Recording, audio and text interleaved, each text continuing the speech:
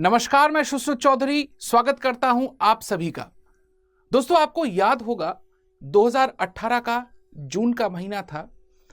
उस समय हमारे पूर्व अर्थ मंत्री हमारे पी चिदंबरम जी ने एक विशेष टिप्पणी में कहा था कि India and it's economy is a car on 3 tyres. मतलब कि इंडिया का जो अर्थव्यवस्था है वो एक गाड़ी है जो 3 पहियों से आगे जा रही है। 2 सालों का लगातार सोच विचार के बाद हमारे प्रधानमंत्री नरेंद्र मोदी जी ने जो जवाब ढूंढा वो है 2025 तक हमें $5 ट्रिलियन इकोनॉमी बनना है। बहुत अच्छी बात है। अब ये $5 ट्रिलियन इकोनॉमी बनने का ये जो सपना उन्होंने हमारे अंदर बोया, ये कुछ ऐसी ही बातें हैं जो लगभग हम सभी अपने घर वालों को बताते हैं कि हम एसडीएम जरूर बन के दिखाएंगे। पर दोस्तों, वो तो सोच में पड़ गए कि ये जो इतना बड़ा टारगेट उन्होंने हमारे सामने रखा, ये पूरा कैसे हो सकता है। लेकिन आप इस सोच में मत पड़िए, क्योंकि आपके साथ है स्टडी आईक्यू का पीसीएस चैनल। आपको बस सब्सक्राइब करना है और अपने दोस्तों के साथ शेयर करना है। अब आप लोग सोच रहे हैं कि इतनी पुरानी बातें आज हम क्यों कर रहे हैं। दरअसल कुछ दिन पहले की एक बात है जहां पे आईएमएफ ने कहा है कि 2025 का ये जो टारगेट है $5 ट्रिलियन इकोनॉमी का, वो 2025 में नहीं 2026-27 तक टाइम लग जाएगा भारत को अचीव करते करते। और इसी बात से हम समझ सकते हैं कि यह मुद्दा हमारे लिए इतना इंपॉर्टेंट कैसे हो गया। दोस्तों, आप सब लोग सोच रहे हैं कि ये 5 ट्रिलियन है क्या चीज। दरअसल ये हमारे देश का राष्ट्रीय आय, जिसको हम बोलते हैं नेशनल इनकम, वो है। नेशनल इनकम को हम 4 तरीके से बयां कर सकते हैं, 4 तरीके से दर्शा सकते हैं, जिनमें से एक आता है हमारा जीडीपी, उसके बाद एनडीपी, उसके बाद जीएनपी और उसके बाद एनएनपी। जैसे हम 1 घंटे को कभी 1 घंटा, कभी 60 मिनट्स, कभी 3600 सेकेंड्स, ऐसे काफी सारे टाइम में बांट सकते हैं। उसी तरीके से जब भी हम राष्ट्रीय आय या नेशनल इनकम की बात करते हैं तो हम ये 4 हिस्सों की बात कर सकते हैं। तो आज के इस सेशन में हम लोग समझेंगे कि ये जीडीपी क्या है, और उसी के साथ साथ समझेंगे कि ये जो परसेंटेज चेंजेस हैं ये कैसे होता है। कोरोना काल में आप सभी ने कहीं ना कहीं पे सुना होगा कि जीडीपी नेगेटिव हो रहा है, कभी आपने सुना है जीडीपी पॉजिटिव हो रहा है। आज आपने देखा कि 2025 तक हमें 5 ट्रिलियन बनना है। तो ये कैसे संभव है, या आपके दिल में ये सवाल आ रहा होगा कि अभी हम लोग किस जगह पे खड़े हैं। तो इसी विषय में आज का ये सेशन रहेगा। उम्मीद है आप सभी को पसंद आएगा। अगर आप मेरे साथ हैं तो फटाफट से कमेंट कीजिएगा यस। देख लेते हैं आईएमएफ का एक डेटा। ये जो डेटा आपके सामने है, ये डेटा 2019 का है। 2020 जो हमारा कोविड पीरियड था उससे पहले का है, जहां पे आप देख सकते हैं कि इंडिया का रैंक है 6th पोजीशन में, और इसको फास्टेस्ट ग्रोइंग $1 ट्रिलियन इकोनॉमी का तकमा ऑलरेडी हासिल हो चुका है। तो हमारा सपना है कि हम $5 ट्रिलियन इकोनॉमी बनेंगे। मतलब ये जो 3rd इकोनॉमी है हमारे पूरे दुनिया का, जापान को हम क्रॉस करना चाहते हैं। मजेदार बात यह है दोस्तों कि उस समय जब 2020 का समय चल रहा था, हम बहुत ही ज्यादा खुश थे, क्योंकि हमसे थोड़े ही ऊपर में थे एक टाइम हमारे ऊपर राज करने वाला यूनाइटेड किंगडम, और उनके साथ हमारा जो डिस्टेंस है, जो गैप है, वो कुछ ज्यादा नहीं था। तो इसी बात से हम लोग खुश हो रहे थे जिस समय हमने देखा कि कोविड-19 हमारे देश में आया। तो आगे बढ़ते हैं। इसके साथ हम लोग थोड़ा सा इस विषय को और भी ज्यादा डिटेल में जानने की कोशिश करते हैं कि ये जीडीपी का मसला क्या है और किस तरीके से ये हम कर सकते हैं। दोस्तों, अगर जीडीपी का डेफिनेशन की बात की जाए तो जीडीपी का डेफिनेशन कुछ इस तरीके से हमारे सामने आता है कि it is the monetary value of all final goods and services produced with in a country during a year. यहां पे आप हिंदी में भी इसका देख सकते हैं कि जो डेफिनेशन है वो लगभग आपका सेम मिलेगा। यहां पे मैं आपको कुछ कीवर्ड्स के बारे में बताना चाहूंगा। अब आपके दिल में सवाल यह आ रहा होगा, सर ये कीवर्ड्स है क्या? दोस्तों देखिए, दो चार चीजें मैं यहां पे आपको जरूर बताना चाहूंगा। सबसे पहली बात, आप गौर फरमाइए, इस डेफिनेशन में मैंने कुछ कुछ वर्ड को अंडरलाइन कर रखा है ऑलरेडी। यहां पे आप देख सकते हैं monetary value with in a country, इसी को हम इस डेफिनेशन में कीवर्ड्स कहते हैं। मतलब अगर हम इन चंद शब्दों को बहुत अच्छे से समझ लेते हैं तो शायद जीडीपी का जो मसला है वो पूरे तरीके से सुलझ जाएगा। देखते हैं कैसे। देखिए, सबसे पहले हम पीछे से शुरू करते हैं। सबसे पहले हम लेंगे अ ईयर, ठीक है, अ ईयर। तो यहां पे एक साल की बात की जा रही है, कोई बात नहीं, समझ गए हम, this is about a year. अब हम बात करते हैं दूसरा जो कीवर्ड हमारा यहां पे है, दैट इज, दूसरा कीवर्ड यहां पे जो हमारा है that is with in a country. मतलब एक देश जो कि है इंडिया, उसके बाउंड्री के अंदर, मतलब इंडिया का जो बाउंड्री है उसके अंदर जितने भी फाइनल गुड्स एंड सर्विसेज, मतलब यहां पे हमें ध्यान देना है दो चीजों पे। एक तो यहां पे हम गुड्स को भी पकड़ेंगे, साथ ही साथ हम सर्विसेज को भी पकड़ेंगे। यहां पे आप देख सकते हैं, यहां पे कहा जा रहा है कि जीडीपी का जो है वो वस्तुओं के साथ साथ सेवाओं को भी पकड़ा जा रहा है, ठीक है। यहां पे आप देख सकते हैं वस्तुओं और यहां पे आप देख सकते हैं सेवाओं। तो गुड्स एंड सर्विसेज दोनों को ही यहां पे हम ले रहे हैं साथ में। और फाइनल चीज क्या है, ये चीज थोड़ा सा समझ लेते हैं। व्हाट इज दिस फाइनल चीज?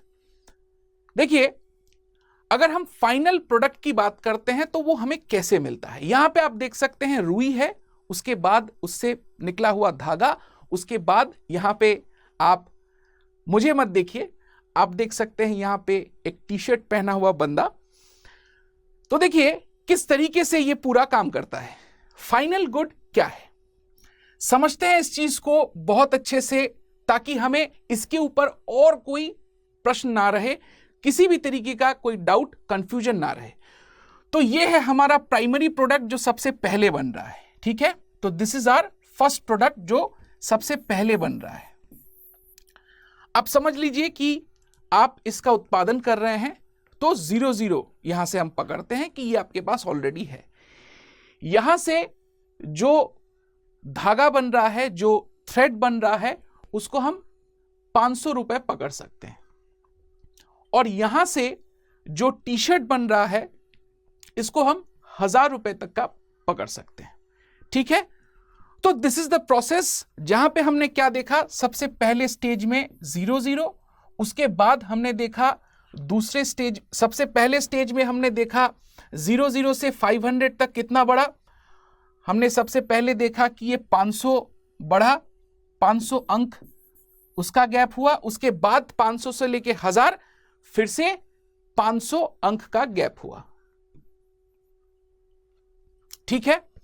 तो अभी हमने अपने डेफिनेशन में क्या देखा सर एंड मैम? देखिए, अभी हमने डेफिनेशन में देखा all final goods and services. मतलब क्या है सर? मतलब यहां पे हम रुई का नहीं पकड़ेंगे, यहां पे हम धागे का नहीं पकड़ेंगे, यहां पे हम फाइनली जो प्रोडक्ट बन रहा है, मतलब ये जो हमारा टी शर्ट है, इसी को हम लोग पकड़ेंगे जीएसटी में। Is it clear? फटाफट से कमेंट कीजिए यस। अगर आपके दिल में कोई भी सवाल है तो आप पूछ सकते हैं। क्लियर है? मतलब ये है हमारा फर्स्ट स्टेज, ये है हमारा सेकंड स्टेज, ये है हमारा थर्ड स्टेज। इसी तरीके से हम और भी बहुत सारे ले सकते हैं। जैसे कि आप समझ लीजिए यहां पे एक लकड़ी गिरी हुई है, लकड़ी से हमने ऐसे कुछ वुड्स निकाले ताकि हम काफी आसानी से फर्नीचर बना पाए। तो यहां पे हम लोग एक कुर्सी हमने बना लिया इसी से। तो फिर से वही स्टेज हम लोग देख सकते हैं, लकड़ी जिसका कोई मोल नहीं है या कम मोल है। फर्नीचर के अगेंस्ट में अगर हम देखते हैं तो लकड़ी का मोल कम है। उसके बाद यहां से हम लोग आ रहे हैं ये प्लैंक्स पे, वुडन प्लैंक्स। उसके बाद हम आ रहे हैं फर्नीचर पे। तो ये है प्रोडक्ट का 3 स्टेजेस, 4 स्टेजेस भी होते हैं, 5 स्टेजेस भी होते हैं, लेकिन हमें यह पता करना है कि हमें सिर्फ और सिर्फ फाइनल और अंतिम स्टेज को ही पकड़ना है जीडीपी में। ठीक है, तो यहां पे हम लोग टी शर्ट को हमने लिया, यहां पे हम लोग कुर्सी को लेंगे। तो इसी तरीके से क्या हो रहा है कि जीडीपी क्या है? जीडीपी वही चीज है जो एक साल के अंदर अंदर जितने भी गुड्स एंड सर्विसेज प्रोड्यूस हो रहे हैं उसका फाइनल जो स्टेज है उसको हम पकड़ रहे हैं। और उसका मॉनिटरी वैल्यू मतलब क्या है सर? मतलब फिर से देख लीजिए, यहां पे हम लोग कुर्सी को नहीं पकड़ेंगे कि 1 2 3 4 5 6 100 कुर्सियां। यहां पे हम लोग पकड़ेंगे कि 2500 की कुर्सी है, यहां पे हम लोग पकड़ेंगे कि 1000 का टी शर्ट है। इस तरीके से हम इसके मूल्यांकन करेंगे, इस तरीके से हम इसको पैसों में तोलेंगे। Is it clear guys? ठीक है, तो यह है हमारा जीडीपी कैलकुलेशन का तरीका कि हम लोग किसी भी प्रोडक्ट के फाइनल स्टेज में जाके हिसाब करते हैं। अब देखिए, एक छोटी सी चीज मैं आपको दिखाना चाहता हूं। अगर हाल ही में जीडीपी कैलकुलेशन की बात करते हैं, यहां पे हम लोग क्योंकि कैलकुलेशन समझ रहे हैं तो थोड़ा सा हम लोग और डेट में जाके समझ लेते हैं। यहां पे आप देखिए, जीडीपी कैलकुलेशन में क्या किया जाता है, इसमें हम लोग 3 तरीके का मेथड्स का इस्तेमाल करते हैं। सबसे पहले जो मेथड आता है उसको हम कहते हैं इनकम मेथड। उसके बाद जो मेथड आता है उसको हम कहते हैं कंजम्पशन मेथड। और उसके बाद जो मेथड आता है उसको कहते हैं हम प्रोडक्शन मेथड। ठीक है, तो ये 3 मेथड्स हैं जिसके हेल्प से हम कैलकुलेट कर सकते हैं कि ये जीडीपी जो है ये कितना हुआ है। प्रोडक्शन मेथड लगभग हमारे जो अभी का कैलकुलेशन है कि कितने प्रोडक्ट्स हुए हैं उसको हम पकड़ते हैं। इनकम मेथड में हम देखते हैं जितने भी प्रोडक्ट्स बने हैं, जितने भी सर्विसेज बने हैं, उसका इनकम के तरफ से हम देख सकते हैं कितना आ रहा है तो उसको पकड़ते हैं। और कंजम्पशन के हिसाब से हम देखते हैं कि हमने कितना कंज्यूम किया है। तो इसके बारे में डिटेल में विस्तार में हम लोग बाद में देखेंगे। तो अभी के लिए हम ये 3 मेथड्स का इस्तेमाल करते हैं, लेकिन हाल ही में इसमें कुछ चेंज हुआ है जिसमें हम देख सकते हैं एक नया तरीका लाया गया है जिसको कहा जाता है ग्रॉस वैल्यू एडेड। मतलब क्या है sir gross value added? What do you mean by gross value added? इसका मतलब यही है कि ये जो प्रोडक्ट बना इसमें टोटल कितना वैल्यू ऐड हुआ, और इसीलिए मैंने ये नीचे आपका लिए लिखा हुआ है। दोस्तों, बहुत जो जानकार लोग हैं उन्होंने देखा कि ये जो हमारा 3 मेथड्स हैं, इनकम मेथड, कंजम्पशन मेथड और प्रोडक्शन मेथड, इसमें काफी सारी गलतियां हैं। तो उन्होंने सजेस्ट किया कि अगर हम ग्रॉस वैल्यू एडेड मेथड के साथ आगे बढ़ते हैं तो शायद ये मसला कुछ अलग तरीके से सुधारा जा सकता है, या जो डेटा हमें मिलता है उसको हम और भी अच्छे तरीके से समझ सकते हैं कि ये सही है कि नहीं। जैसे कि फिर से यही एग्जाम्पल हम लेके देखते हैं, तो यहां पे हमने देखा कि फर्स्ट स्टेज से सेकेंड स्टेज में कितना वैल्यू ऐड हुआ, 500। सेकेंड स्टेज से थर्ड स्टेज में कितना वैल्यू ऐड हुआ, 500। कैसे वैल्यू ऐड हो रहा है? 100, इसके साथ आप 500 जोड़िएगा तो हमें यह मिलता है, 500 के साथ और 500 जोड़िए तो हमें 1000 मिलता है। ठीक है, तो इसी तरीके से वैल्यू ऐड हो रहा है। तो यहां पे ग्रॉस वैल्यू एडेड मतलब क्या है? ग्रॉस जो शब्द है इसका मतलब है कुल मिला के, मतलब टोटल। वैल्यू एडेड मतलब कुल मिला के कितना वैल्यू ऐड हुआ, तो क्या होगा 500 प्लस 500 कितना हमने पकड़ा, 1000। हमने इनकम मेथड, हमने प्रोडक्शन मेथड में फाइनल स्टेज में कितना पकड़ा था, 1000। हमने जीवीए में जब कैलकुलेट किया उसका जवाब क्या आया, 1000। तो this is how our country's national income, राष्ट्रीय आय, इसी तरीके से हम कैलकुलेट करते हैं।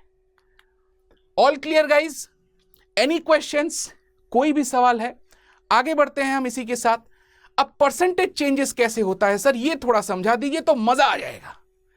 दोस्तों देखिए, जैसे हम लोग क्या बोलते हैं कि हमारा जो प्रीलिम्स का एग्जाम है, पिछले साल हमने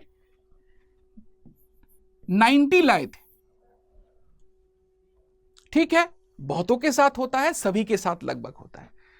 इस साल हम 105 तक चले गए। जस्ट एग्जाम्पल दे रहे हैं, आप दिल पे मत लीजिए, आप शायद इससे बहुत ज्यादा काबिल हैं, और जितने भी लोग इस चैनल को रोजाना फॉलो कर रहे हैं उनके लिए तो बिल्कुल ये एकदम कोई बात ही नहीं है। ये सब ऐसे ही, मतलब बहुत पहले जब हमारे पास कोई गाइडेंस नहीं था तब की बात है शायद। तो देखिए यहां पे आप देख सकते हैं कि यहां पे 15 नंबर जो है ऐड हुआ है, ठीक है, ऑल क्लियर।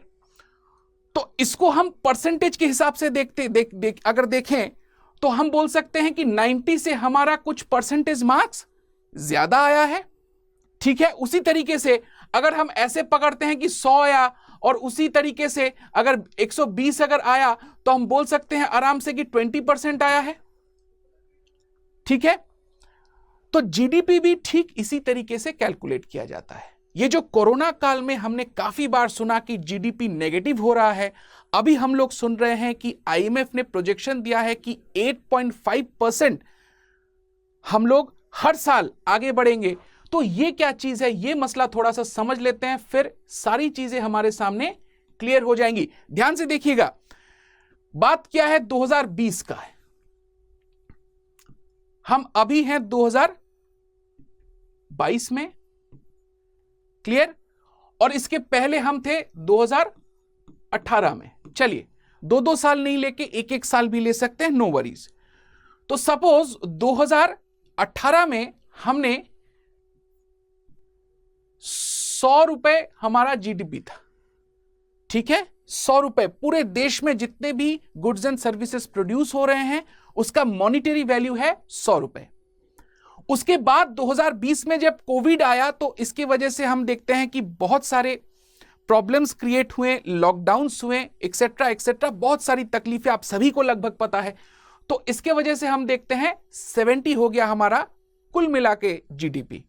उसके बाद अभी के समय में हम जो हैं तो हम देख रहे हैं कि 110 में है। तो देखिए अब इसको हम कैसे बताएंगे परसेंटेज के हिसाब से, हम बोलेंगे कि 2018 में 100 था, फिर 2020 में 70 हुआ, मतलब यहां पे लगभग हम देख सकते हैं 30 अंक कम हो गए, ठीक है। तो इसको हम परसेंटेज में देख रहे हैं, और इसी को जब हम देखेंगे कि 70 से हम लोग फिर से 110 तक आ गए, तो इसको भी हम लोग देख सकते हैं कि इसके साथ 40 अंक जुड़ चुका है। तो इसी तरीके से हम जब भी जीडीपी कैलकुलेट करते हैं हम देखते हैं कि पिछले साल, पिछले फाइनेंशियल ईयर में हमारा जीडीपी कितना था, और इसी को हम परसेंटेज वाइज बोलते हैं।